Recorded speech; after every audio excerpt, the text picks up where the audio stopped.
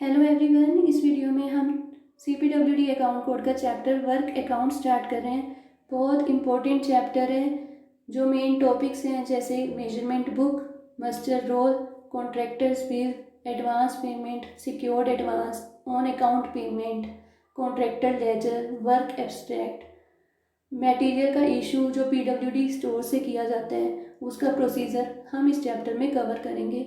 तो ये सारे बहुत इंपॉर्टेंट टॉपिक्स हैं। इनसे प्रैक्टिकल क्वेश्चंस भी पूछे जाते हैं और थियोरेटिकल भी। तो बहुत ज़्यादा इंपॉर्टेंट चैप्टर है, इससे क्वेश्चंस बहुत पूछे जाते हैं, तो इसे मिस मत करना, अच्छे से कर लेना। तो टॉपिक स्टार्ट करने से पहले मैं कुछ बेसिक बताना चाहती हूँ। शायद आप लोगों को पता भी होगा, लेकिन मैं डिस्कस करना चाहती हूँ फिर भी। आपको पता होना चाहिए जो ऑफिस की हायरार्की होती है PWD की ऑफिस की, वो क्या होती है। तो सबसे पहले होता है सर्कल ऑफिस, और सर्कल ऑफिस का जो हेड होता है उसे बोलते हैं SC, यानी कि सुपरिटेंडिंग इंजीनियर। सर्कल के नीचे आता है डिवीजन, और जो डिवीजन का हेड होता है उसे बोलते हैं डिविजनल ऑफिसर या फिर एग्जीक्यूटिव इंजीनियर। कई जगह उसे डिविजनल ऑफिसर से डिनोट किया जाता है, कई बार एग्जीक्यूटिव इंजीनियर से। तो कंफ्यूज मत होना, डिविजनल ऑफिसर या एग्जीक्यूटिव इंजीनियर बात एक ही है। डिवीजन के अंडर आता है सब डिवीजन, और सब डिवीजन का जो हेड होता है उसे बोलते हैं SDO, सब डिविजनल ऑफिसर। और SDO को भी असिस्टेंट इंजीनियर भी बोला जाता है, कई जगह असिस्टेंट एग्जीक्यूटिव इंजीनियर। तो इन चीज़ों को कंफ्यूज मत कर लेना। जहाँ पे असिस्टेंट इंजीनियर लिखा हुआ है या असिस्टेंट एग्जीक्यूटिव इंजीनियर, तो उसका मतलब है SDO।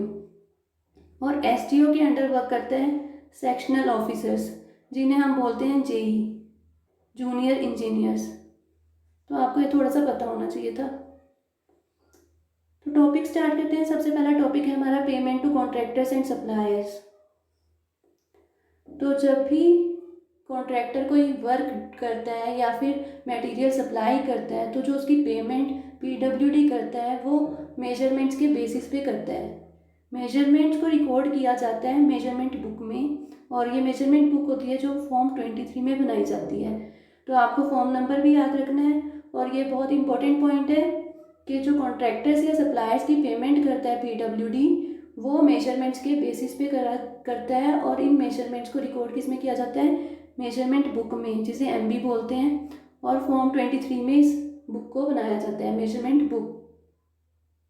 अगर कुछ एक्सेप्शनल केसेस में MB में मेजरमेंट्स रिकॉर्ड किए बिना पेमेंट करनी पड़े, तो उस केस में एडमिनिस्ट्रेटिव मिनिस्ट्री या डिपार्टमेंट का अप्रूवल लेना पड़ता है after consultation with chief controller of accounts. तभी विदाउट MB पेमेंट कर सकते हैं, वो भी कुछ एक्सेप्शनल केसेस में।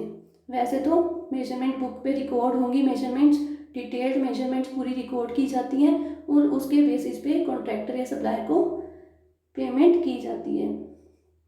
तो आपको ये दोनों पॉइंट्स याद रखने हैं। जो मेजरमेंट बुक्स होती हैं उनका एक रजिस्टर मेंटेन किया जाता है डिविजनल ऑफिस में, यानी कि डिवीजन में एक रजिस्टर मेंटेन किया जाता है MBs का। और ये किस फॉर्म में किया जाता है? फॉर्म 92 में। और ये जो रजिस्टर है उसमें लिखा जाता है कि किसको MB इशू की गई है, किस डेट को की गई है, कब वापस आई, मतलब सारी इंफॉर्मेशन MB से रिलेटेड इस रजिस्टर में लिखी जाती है।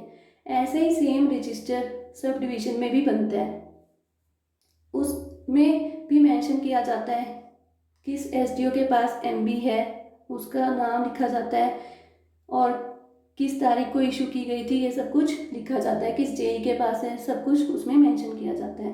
तो रजिस्टर ऑफ MB इसका फॉर्म क्या होता है? 92। फॉर्म नंबर्स आपको याद रखने हैं। और मेजरमेंट बुक का फॉर्म नंबर होता है 23। जो मेजरमेंट बुक होती है उसमें डिटेल्ड मेजरमेंट्स लिखी जाती हैं, और उसको रिकॉर्ड करने की ड्यूटी या तो JE की होती है, जूनियर इंजीनियर की, या फिर SDO की, या फिर हमारे एग्जीक्यूटिव इंजीनियर की।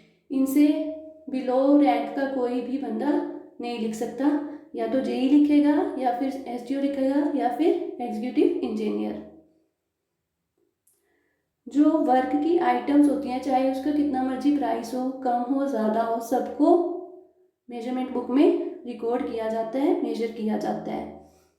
और अभी हमने देखा था कि not lower than the rank of JE record करता है।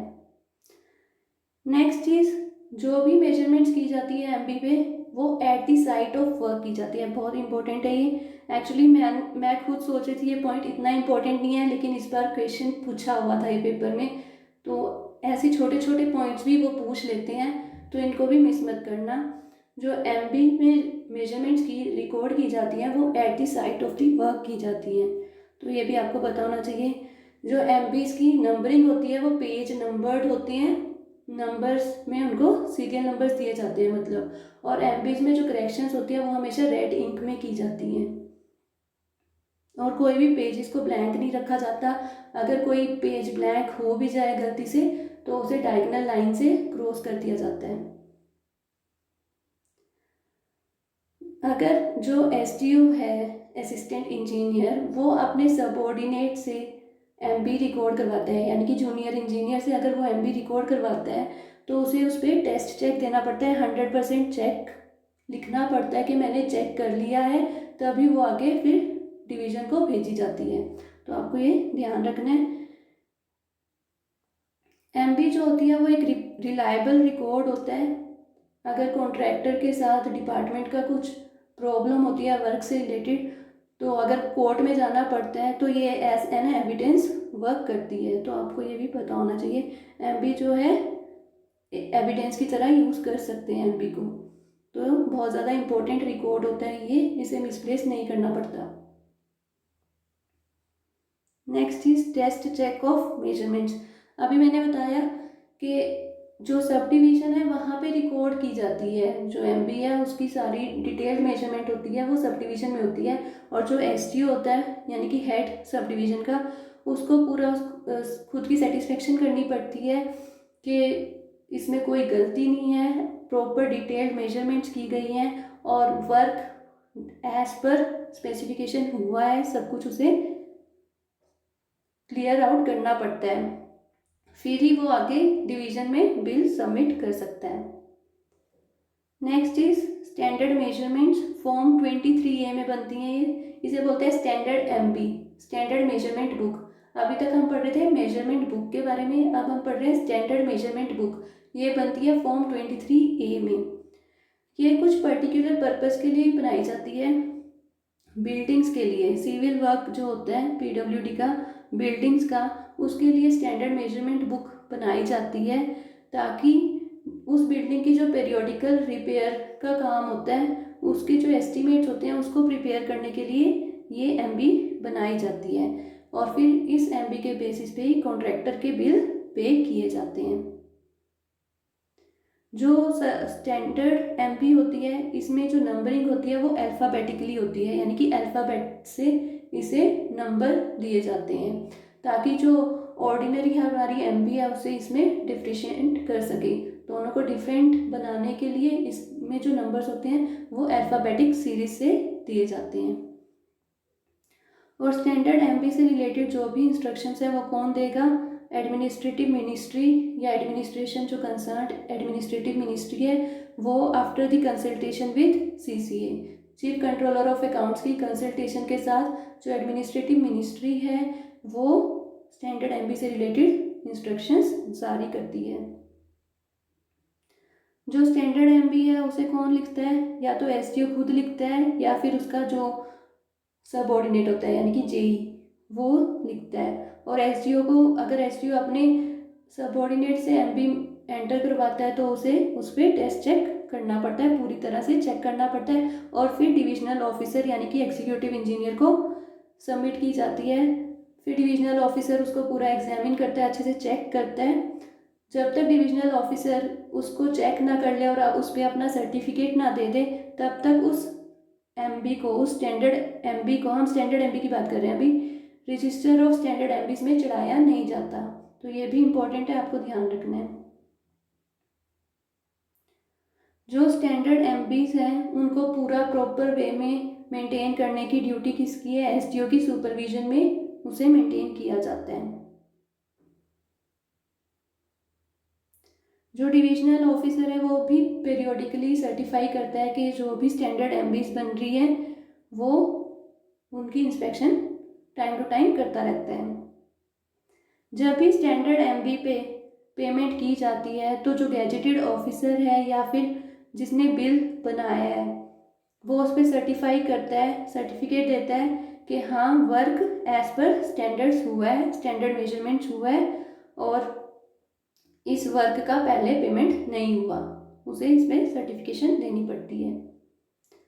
फिर होता है रिव्यू, मेजरमेंट्स का रिव्यू, और उसे कौन करता है? डिविजनल अकाउंटेंट, डिविजनल ऑफिसर के अंडर, डिविजनल ऑफिसर की सुपरविजन में जो डिविजनल अकाउंटेंट है वो रिव्यू करता है एमबीज का और एमबी और बिल का, और फिर उसकी पेमेंट की जाती है। तो आपको ये सारी चीज़ें याद रखनी है। मेजरमेंट बुक के बेसिस पे ही कॉन्ट्रैक्टर और सप्लायर की पेमेंट होती है। जो मेजरमेंट बुक है वो फॉर्म 23 में बनाई जाती है, जो स्टैंडर्ड मेजरमेंट बुक है वो फॉर्म 23A में बनती है। जो मेजरमेंट बुक्स होती हैं उनको न्यूमेरिकल नंबर से नंबर्स दिए जाते हैं, लेकिन जो हमारी स्टैंडर्ड एमबीज होती हैं उनको अल्फ़ाबेटिक सीरीज से नंबरिंग की जाती है। नेक्स्ट इज इम्पोर्टेंट टॉपिक है, जो पीडब्ल्यूडी है और कॉन्ट्रैक्टर है उनके बीच में कौन कौन सी ट्रांजेक्शन्स होती हैं वो हमें पढ़ना है। तो 4 टाइप्स की ट्रांजेक्शन्स होती है कॉन्ट्रैक्टर्स के साथ।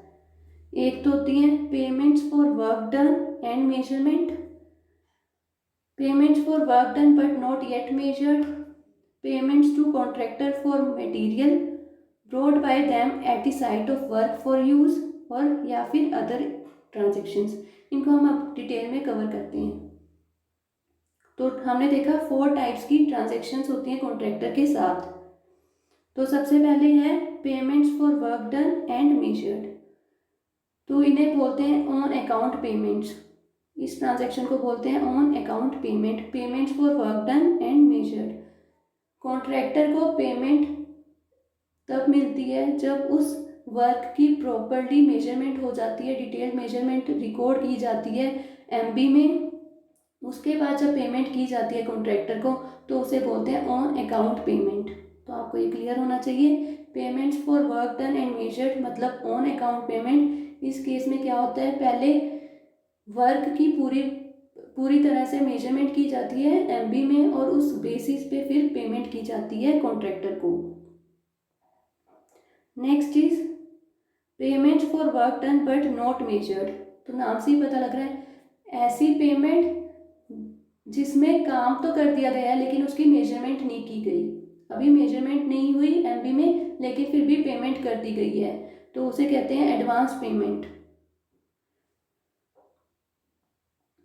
देखो कई बार क्या होता है कि कॉन्ट्रैक्टर ने वर्क कर दिया लेकिन अभी उसकी मेजरमेंट नहीं की गई एमबी में कुछ भी रीज़न की वजह से, तो उसे एडवांस पेमेंट कर दी जाती है ताकि वो आगे अपने जो लेबरर्स हैं, एम्प्लॉयज़ हैं, उनकी पेमेंट कर सके। इसलिए उसको क्या कर देते हैं, एडवांस में पेमेंट दे देते हैं। मेजरमेंट नहीं होती उससे पहले ही पेमेंट कर देना उसे बोलते हैं एडवांस पेमेंट। अब आपको ये भी पता होना चाहिए, अगर कोई सप्लायर है वो मटेरियल दे रहा है डिपार्टमेंट को, तो हमेशा उस सप्लाई की पेमेंट तब होती है जब वो मटेरियल रिसीव कर लिया जाता है और उसकी अच्छे से प्रॉपर वे में चेकिंग हो जाती है, मेजरमेंट हो जाती है, क्वालिटी भी चेक हो जाती है, क्वांटिटी भी चेक हो जाती है, फिर पेमेंट की जाती है। लेकिन एडवांस पेमेंट देने का प्रोविज़न है अगर जो सप्लायर है वो प्रूफ दे दे कि उसने मटेरियल भेज दिया है, रास्ते में है मतलब डिस्पैच कर दिया है मटेरियल, या कोई फिर बैंक गारंटी वगैरह दे दे, उसके अगेंस्ट उसे एडवांस पेमेंट दे दी जाती है। तो यानी कि 2 टाइम पे एडवांस पेमेंट का प्रोविज़न है, या तो वर्क कर दिया है उसने लेकिन अभी उसकी मेजरमेंट नहीं हुई तो फॉर दी टाइमिंग उसे एक पेमेंट दे देते हैं ताकि वो आगे अपने वर्कर्स को, अपने लेबरर्स को पेमेंट कर सके। सेकंड केस में क्या है, अगर जो कॉन्ट्रैक्टर है, सप्लायर है, उसने कुछ मटेरियल सप्लाई करना है डिपार्टमेंट को, अभी उस मटेरियल की मेजरमेंट नहीं हुई, रिसीव भी नहीं हुआ, एक्चुअली अभी तो डिपार्टमेंट में रिसीव भी नहीं है, उससे पहले ही उसको पेमेंट करते हैं तो उसे बोलते हैं एडवांस पेमेंट। और वो तभी कर सकते हैं अगर जो कॉन्ट्रैक्टर है, जो सप्लायर है, वो प्रूफ दे दे कि उसने मटेरियल डिस्पैच कर दी है या फिर कोई बैंक गारंटी वगैरह दे दे, तो उसे उस मटेरियल का क्या दे देते हैं, एडवांस पेमेंट दे सकते हैं। जैसे एग्जांपल है, अगर कोई सप्लायर है वो स्टोर्स सप्लाई कर रहे हैं डिपार्टमेंट को, तो अगर वो अपनी रेलवे की रिसीट दे देता है डिपार्टमेंट को तो उस बेसिस पे उसे एडवांस पेमेंट दे दी जाती है। अब बहुत इंपॉर्टेंट पॉइंट है, आपको ध्यान रखना है, जो एडवांस पेमेंट है उसके लिए सैंक्शन लेनी पड़ती है, किसकी, एससी की, यानी कि सुपरिटेंडिंग इंजीनियर सैंक्शन देता है कि हाँ इस बंदे को एडवांस पेमेंट दे दी जाए। और सर्टिफिकेट भी लगता है इसमें एक रिस्पॉन्सिबल ऑफिसर का, not below the rank of SDO, यानी कि या तो एसडीओ का लगेगा या फिर एग्जीक्यूटिव इंजीनियर का, एसडीओ से नीचे रैंक का नहीं लग सकता। और ये जो सर्टिफिकेट होता है उसमें मेंशन किया जाता है कि हाँ मैंने देखा है कि काम हो चुका है लेकिन अभी मेजरमेंट्स नहीं हुई, और अगर ओवर पेमेंट हो जाती है तो वही जिसने सर्टिफिकेट दिया है वही रिस्पॉन्सिबल होता है। तो आपको ये ध्यान रखना है, जो भी एडवांस पेमेंट की जाती है वो एससी के सैंक्शन के साथ की जाती है, एससी से अप्रूवल दिया जाता है एडवांस पेमेंट करने के लिए, और एक रिस्पॉन्सिबल ऑफिसर का उस पर सर्टिफिकेट भी होता है, जिसे जो रिस्पॉन्सिबल ऑफिसर है वो एसडीओ से नीचे रैंक का नहीं होना चाहिए। कुछ और पॉइंट्स हैं, देख लेते हैं इनको भी। अगर सिविल वर्क है कोई, जैसे बिल्डिंग से रिलेटेड, तो उस केस में जो एडवांस पेमेंट है वो प्री डिटरमाइंड लेवल्स पे हो सकती है। प्री डिटरमाइंड लेवल्स पे उस केस में एडवांस पेमेंट हो सकती है। वैसे होती कैसे है, ऑल्टरनेट मंथ्स पे की जाती है एडवांस पेमेंट। एडवांस पेमेंट से रिलेटेड जो भी इंस्ट्रक्शंस हैं वो कौन देगा, concerned administrative ministry in consultation with CCA. हमने सारी जगह देखा है एडमिनिस्ट्रेटिव मिनिस्ट्री ही देती है इन कंसल्टेशन विद सीसीए, तो यहाँ पे भी कौन इंस्ट्रक्शंस देगा, administrative ministry after consultation with CCA. अब ये इंपॉर्टेंट पॉइंट है, आपको ध्यान रखना है, जब भी किसी कॉन्ट्रैक्टर या सप्लायर को एडवांस पेमेंट दी जाती है तो उस पेमेंट की जो अभी हमने देखा था एडवांस पेमेंट के केस में क्या होता है, मेजरमेंट नहीं की जाती, तो अगर एडवांस पेमेंट दी जाती है तो उन मेजरमेंट्स को, डिटेल्ड मेजरमेंट्स को विद इन 2 मंथ्स रिकॉर्ड करना होता है। तो आपको ये ध्यान रखना है, जैसे मान लो जनवरी में उसे एडवांस पेमेंट दे दी गई है तो फरवरी मार्च तक उस काम की मेजरमेंट्स कर देनी होती है एमबी में, ताकि उसकी जो पेमेंट की एडजस्टमेंट है वो विद इन 3 मंथ्स हो जाए। डेट ऑफ पेमेंट से विद इन 3 मंथ्स में उसकी एडजस्टमेंट करने के लिए, उस एडवांस पेमेंट की एडजस्टमेंट करने के लिए डिटेल मेजरमेंट्स 2 मंथ के अंदर अंदर करनी होती हैं। ये जो लिमिट है कि एडजस्टमेंट विद इन 3 मंथ्स करनी पड़ेगी एडवांस पेमेंट की, इसे एक्सटेंड कर सकता है जो डायरेक्टर जनरल होता है वर्क्स का या चीफ इंजीनियर जिसे बोलते हैं, वो इस पीरियड को एक्सटेंड कर सकते हैं। अगर एडवांस की अमाउंट 50,000 तक होती है तो ये इसे 4 महीने कर सकता है। अगर एडवांस की अमाउंट 50,000 से ज़्यादा होती है लेकिन 1 लाख तक होती है तो इसको 6 मंथ्स तक एक्सटेंड कर सकते हैं।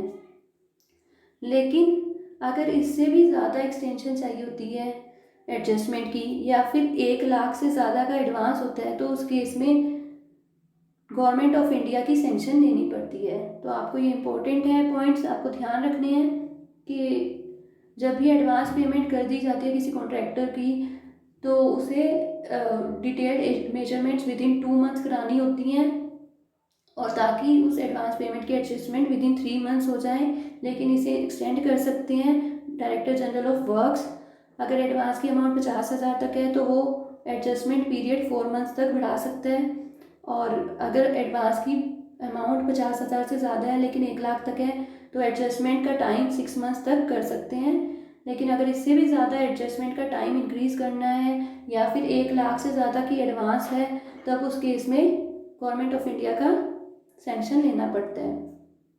जो डिविजनल ऑफिसर है वो एक मंथली स्टेटमेंट भी सबमिट करता है एससी को, सुपरिटेंडेंट इंजीनियर को वो मंथली स्टेटमेंट इशू करता है जिसमें शो किया जाता है कितना एडवांस दिया गया है और क्या उसकी क्लियरेंस हुई है कितनी नहीं हुई, तो उसमें सब रिपोर्ट किया जाता है।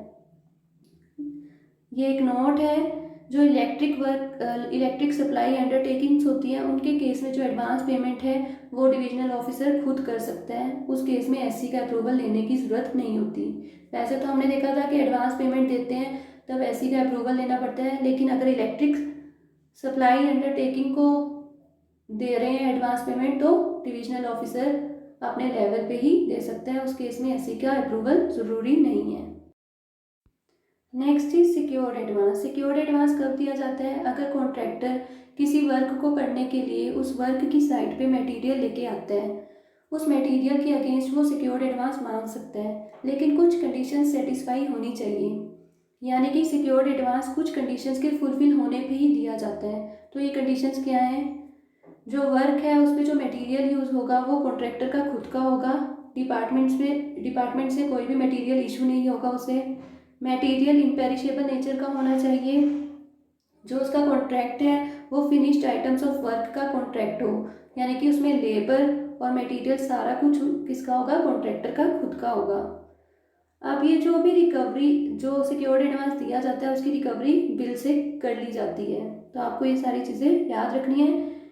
बहुत इंपॉर्टेंट पॉइंट है, सिक्योर्ड एडवांस कब दिया जाता है? अगर contract finished items of work का कॉन्ट्रैक्ट होगा, जो मटेरियल है वो इम्पेरिशेबल नेचर का होना चाहिए और मटेरियल कॉन्ट्रैक्टर का खुद का होना चाहिए।